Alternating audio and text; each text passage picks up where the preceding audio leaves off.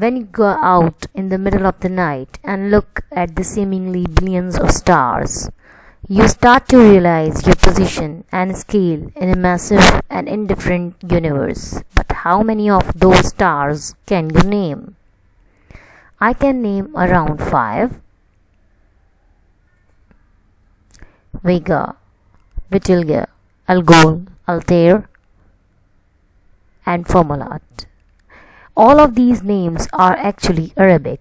In fact, around two-thirds of the stars that have names have Arabic names, and we have one period of history to thank for that: the Islamic Golden Age.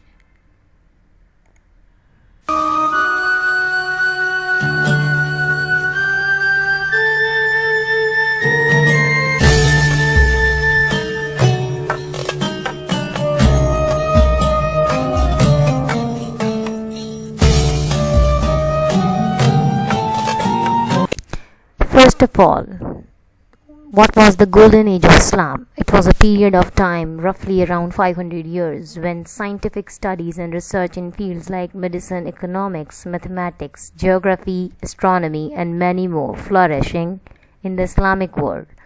Muslims contributed greatly to science, culture, and literature. One of the most and scary examples is algebra, which was founded by Al-Khwarizmi, a Persian polymath. Here's another question: what was Islamic about it? When we call it Islamic age, the idea comes to mind that it was just Muslims, but it really wasn't. For instance, for many of personal physicians to the Abbasid caliphs themselves were Christians. A Christian called Hunayn ibn Ishaq al-Ibadi was the head of the House of Wisdom for a long period of time. He was given that position by Al-Mamun. Jews and Zoroastrians played a huge role in translating old works of Greek, Roman, Persian, Chinese, and Hindu origin into Arabic. People of all religions and cultures came together in Baghdad to fuel the Golden Age. So, from this point on, when I use the term Islamic scholars, I don't mean necessarily Muslim scholars, but also scholars from other faiths and culture. I mean all scholars who worked under the patronage of a Muslim ruler or a state that had Islam as its state religion. So, when did this golden age start? A lot of people put the starting date around 786 CE, when Caliph Harun al-Rashid ascended to the throne. Some Muslims tend to pull it around 610 CE, when Muslim receives his revelation, because, well, of course they do. I personally put it around 25th of January 750 CE because, well, that's easier to remember, and that's the year that the Abbasids came to power. All of them together made conditions that made a golden age even possible.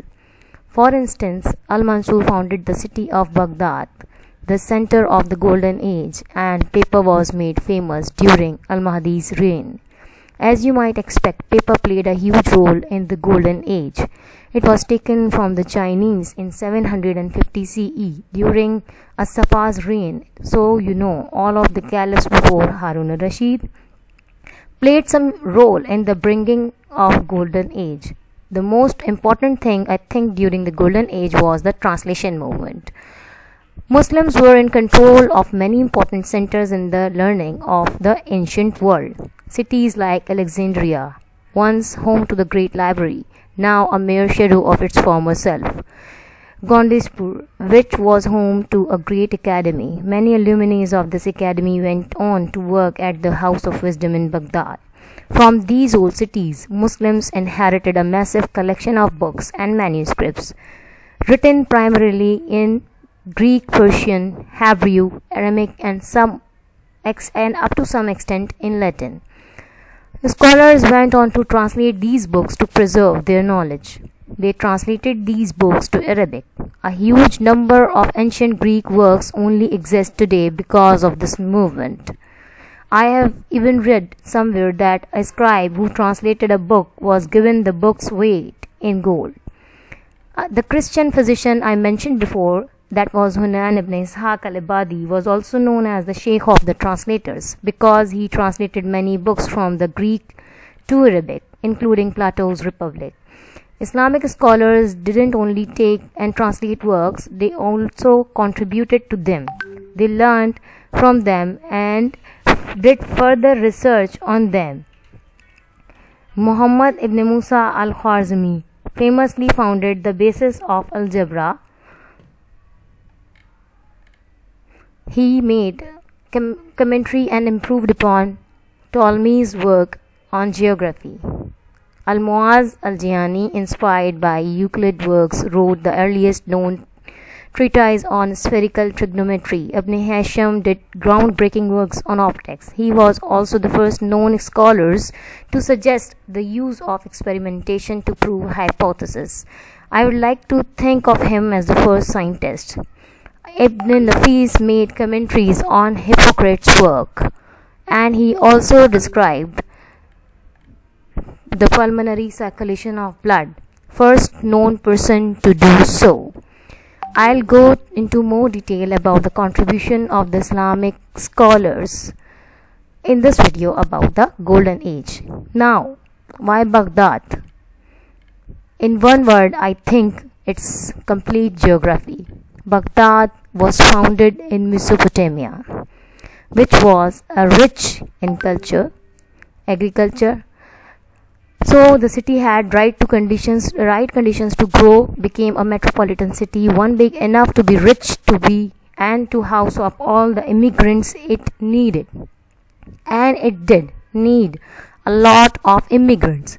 Educated people from throughout the empire or even beyond the empire were given the incentive to move to Baghdad. This made sure all the smart people were attracted to Baghdad. In addition to that, many centers of learning from the ancient world were under Islamic control now, thanks to more than a century of conquest. All these cities contributed their knowledge to the house of wisdom. Persia, for instance, played a huge role. The academy mentioned earlier was home to thousands of manuscripts and hundreds of scholars, all of which were moved to Baghdad. Together, these factors created an intellectual revolution. The most important edge that the Abbasids had was that they controlled a significant portion of the Silk Road. The Silk Road, if you don't know, was an old network of trade routes that were used to trade goods between China, India, the Middle East, and Europe. Along with goods, ideas traveled on this road. Also, to some extent, disease, but let's not discuss that.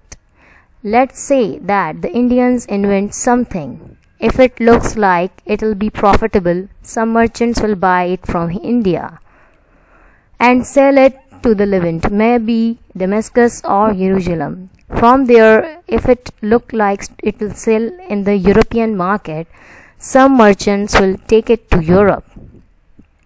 This way, the world was very connected, and the cities that were on the Silk Road were some of the most important cities in history. The Abbasid Empire was controlling a significant portion of those cities.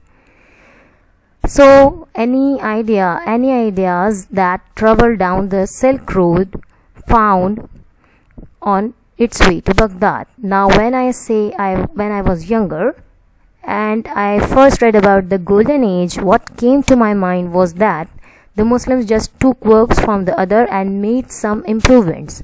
That's not a big deal, but well, that's one of the reasons I wanna kill my younger self. As I grew up, I realized that you have to build up on the works of other. You can't do anything without those who came before. Our life is made by the death of others, as Leonardo da Vinci said. If you are a writer, you probably read a lot. If you are an artist, you look at other artists' artwork a lot. When you are new to a field, you look at and learn from the others.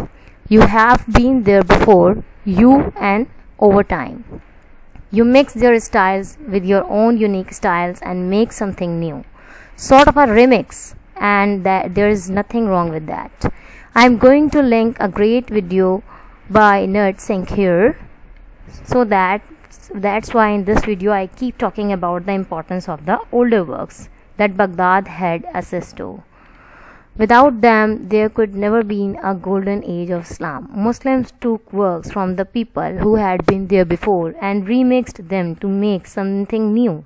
Then, the Europeans during the Renaissance took those works and remixed them to make something newer. The device that you are watching this video on, for instance, has a microprocessor in it that runs on programming, an extension of the concept proposed by the goddess Ada Lovelace. The program uses binary. Binary is made up of two numbers, 1 and 0. 0 was popularized by the Islamic scholars. Those Islamic scholars took it from the Indians. The device you are watching it on might look like magic to those Indians, but for us, it was sort of a natural progression over things that came before it. The end of the Golden Age is said to be in 1258 CE, when Hulagu Khan sacked Baghdad. It is said that the Tigris River ran black with ink from the books and manuscripts flung into the river. The leather covers of those books were used to make shoes by the barbarians. For the Muslim world, the shock of this event was unparalleled.